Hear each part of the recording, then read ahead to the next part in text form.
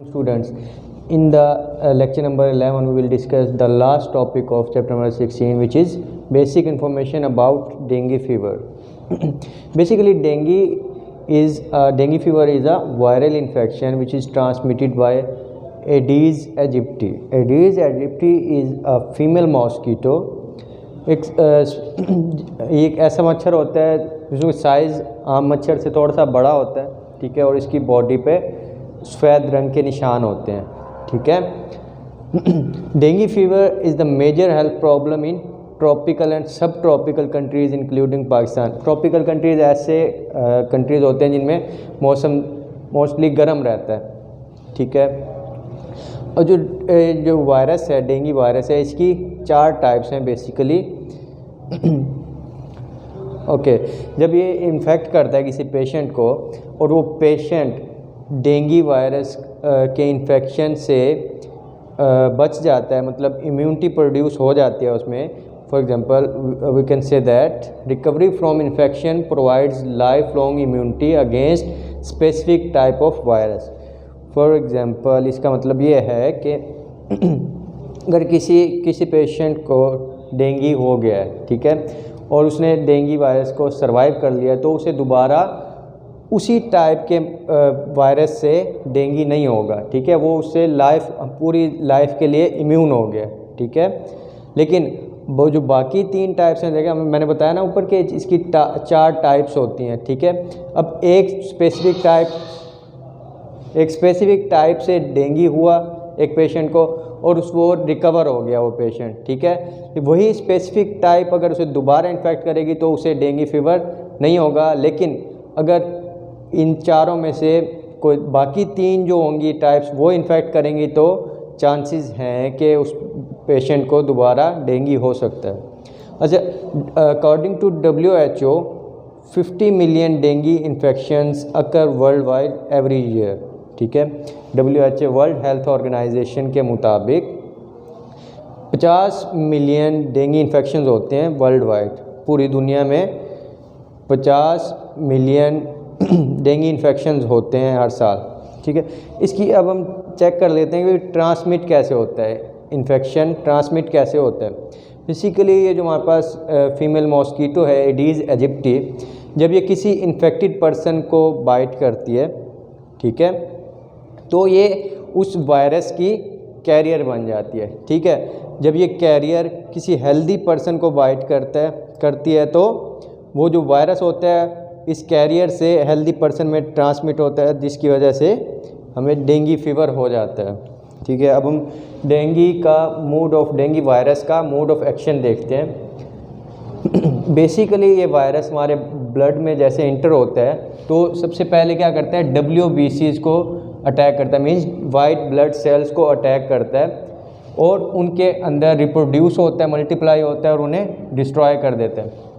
WBCs कौन से sales होते हैं? ऐसे सेल्स जो हमें इम्यूनिटी प्रोवाइड करते हैं, इम्यून सिस्टम हमारा बनाते हैं, ठीक है, वो हमारे पास WBCs होते हैं। ऑटोमेटिकली जब WBCs डिस्ट्रॉय हो रहे हैं तो इम्यून सिस्टम वीक हो रहा है, ठीक है। In severe case virus affects liver and bone marrow which results in the decreased production of blood platelets and patient suffer from bleeding.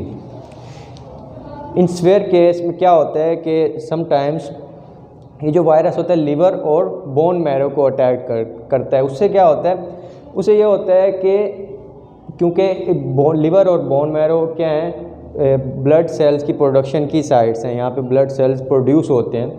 जब इन पे डेंगू वायरस अटैक करता है तो उससे क्या होता है कि ब्लड प्लेटलेट्स कम प्रोड्यूस होते हैं, ठीक है, उनकी तादाद में कमी हो जाती है। और प्लेटलेट्स का फंक्शन क्या होता है हमारे पास, खून को जमना, खून की क्लॉटिंग, ठीक है। और जब प्लेटलेट्स कम हो जाते हैं तो इट मीन्स के उसमें ब्लड क्लॉट नहीं हो सकता पेशेंट में, वो थोड़ा सा भी उसमें ब्लीडिंग स्टार्ट हो जाए तो उसकी ब्लीडिंग रुकती ही नहीं है। तो इसके सिम्टम्स देख लेते हैं डेंगू फीवर के। उसमें आपको हाई फीवर हो सकता है, ठीक है, शदीद सर दर्द हो सकता है, सीवियर हेडेक और पेन बिहाइंड द आइज़, आँखों के पीछे आपको पेन फील हो सकता है। इसके अलावा मसल्स और जॉइंट में भी पेन फील हो सकता है। इसके अलावा स्किन पर रैशेज हो सकते हैं, ठीक है। इसके सिम्टम्स में क्या है हमारे पास, high fever, severe headache, pain behind the eyes, muscle and joint pain and rashes. Sometimes dengue fever is converted into dengue hemorrhagic fever, which is known as abbreviated as DHF।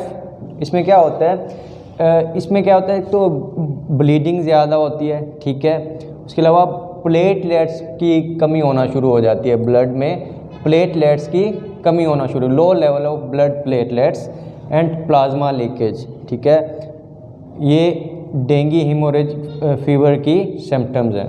इसके अलावा sometimes ये dinghy shock syndrome में convert हो जाता है। वो dinghy shock syndrome में क्या होता है कि ब्लड प्रेशर लो हो जाता है, ठीक है, इतना लो हो जाता है कि इट कैन बी फैटल, ठीक है।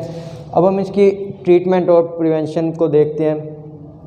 बेसिकली जो डेंगू फीवर है, क्योंकि एक वायरल इन्फेक्शन है, तो वायरल इन्फेक्शन के लिए हमारे पास कोई स्पेसिफिक वैक्सीन या कोई स्पेसिफिक ट्रीटमेंट नहीं हो सकता।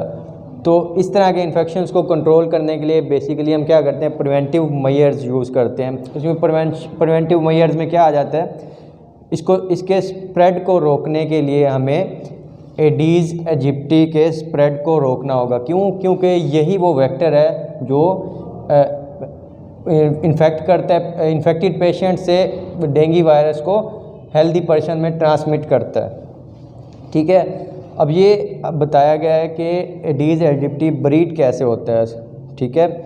ये क्या ब्रीड कहाँ पे होता है, साफ़ पानी में, ठीक है, साफ़ पानी में ब्रीडिंग होती है इसकी। और discarded plastic containers, automobile tyres as well as other items which can store rain water, ठीक है। जब ऐसे बर्तन, मतलब प्लास्टिक के कोई भी बर्तन आप फेंक देते हैं बाहर, या मोटरसाइकिल के टायर्स, गाड़ियों के टायर्स जिनमें बारिश का पानी जमा हो सकता है, ठीक है, उसमें जो एडीज़ एजिप्टी है उसकी ब्रीडिंग के चांसेस ज़्यादा हैं, क्योंकि ये साफ़ पानी में ग्रो करता है, ठीक है। इसके अलावा इसको कंट्रोल करने के लिए कुछ स्मॉल फिश हैं, ठीक है, या क्रूस्टेशियंस हैं, जो कि इनके लार्वा मॉस्किटो को खाते हैं, उन्हें किल करते हैं।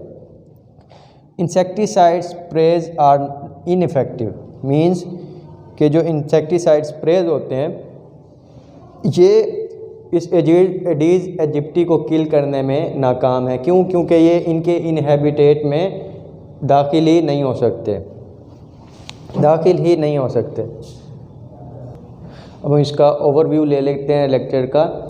सबसे पहले हमने देखा कि डेंगू क्या है, हमारे पास एक वायरल इन्फेक्शन है जो कि female mosquito Aedes aegypti transmit करता है, ठीक है। और ये ट्रॉपिकल और सब ट्रॉपिकल कंट्रीज़ में मेजर प्रॉब्लम है, ठीक है। डेंगू वायरस की 4 टाइप्स हैं। और जब एक मरतबा पेशेंट डेंगू वायरस से रिकवर हो जाता है तो मीन्स के उसे दोबारा डेंगू नहीं हो सकता, लाइफ लॉन्ग इम्यूनिटी प्रोड्यूस हो जाती है उसमें, ठीक है। अब इसकी हमने ट्रांसमिशन देखी, ट्रांसमिट कैसे होता है। एडीज़ एजिप्टी जो फीमेल मॉस्किटो है, जब वो इन्फेक्टेड पर्सन को बाइट करती है तो वो जो वायरस होता है उसमें मुंतकिल हो जाता है और वो कैरियर बन जाती है। वही मच्छर जो कैरियर है वो किसी हेल्दी पर्सन को बाइट करता है तो जाहिर सी बात है वो वायरस मच्छर से उस हेल्दी पर्सन में ट्रांसमिट हो जाता है और डेंगू फीवर काज कर देता है। इसके बाद हमने इसका मोड ऑफ एक्शन देखा वायरस का। ये वायरस ब्लड में इंटर होता है और WBCs को अटैक करता है, मीन्स के इम्यून सिस्टम को वीक करता है, ठीक है। इन सीवियर केसेस में ये लीवर और बोन मैरो को इफ़ेक्ट करता है, जो कि क्या है हमारे पास site of production of blood cells और प्लेटलेट्स भी ब्लड सेल्स ही हैं, ठीक है, उनको इफ़ेक्ट करता है। इसकी वजह से क्या होता है, खून नहीं जमता और पेशेंट ब्लीडिंग की वजह से पेशेंट की डेथ हो सकती है। इसके सिम्टम्स हमने देखे। इसमें क्या है हमारे पास हाई फीवर है, सिवियर हेडेक है, pain behind the eyes, muscle और जॉइंट पेन है। इसके अलावा रैशेस भी इसके सिम्टम्स में आते हैं, ठीक है। बाज़ का ऐसा होता है कि जो डेंगू फीवर है डेंगू हेमोरेजिक फीवर में कन्वर्ट हो जाता है, ठीक है। जिसमें क्या होता है, इसमें तो ब्लीडिंग के चांसेस ज़्यादा हो जाते हैं, ठीक है, क्योंकि और ब्लड में जो प्लेटलेट्स होते हैं उनकी तादाद कम हो जाती है काफ़ी। इसके अलावा प्लाज्मा लीकेज हो जाता है इसमें। और sometimes dengue fever dengue shock syndrome में DSS में कन्वर्ट हो जाता है। इसमें क्या होता है कि ब्लड प्रेशर डेंजरसली लो हो जाता है, ठीक है, बहुत हद तक लो हो जाता है, इतना कि वो फैटल हो जाता है, डेथ काज कर सकता है, ठीक है। इसके ट्रीटमेंट और प्रिवेंशन देखे लास्ट में हमने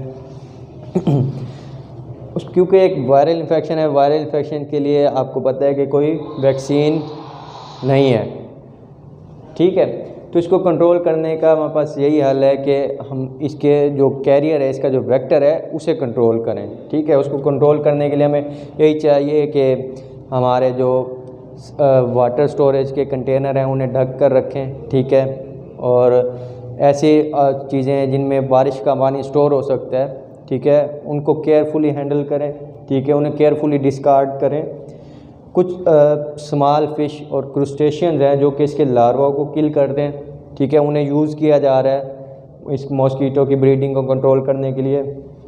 और ये जो इंसेक्टिसाइड्स हैं जो स्प्रे होते हैं, ठीक है, ये इनइफेक्टिव हैं। क्योंकि ये जो इनका हैबिटेट है उसमें ये इनको किल नहीं कर सकते, ठीक है। इस लेक्चर में आपको किसी किस्म की कोई कन्फ्यूजन हो तो आप मुझसे पूछ सकते हैं। सो इस लास्ट लेक्चर के साथ ही हमारा चैप्टर नंबर 16 एंड हो गया, ठीक है। नेक्स्ट लेक्चर में इंशाल्लाह हम चैप्टर नंबर 17 स्टार्ट करेंगे। टेक केयर, अल्लाह हाफ़िज़।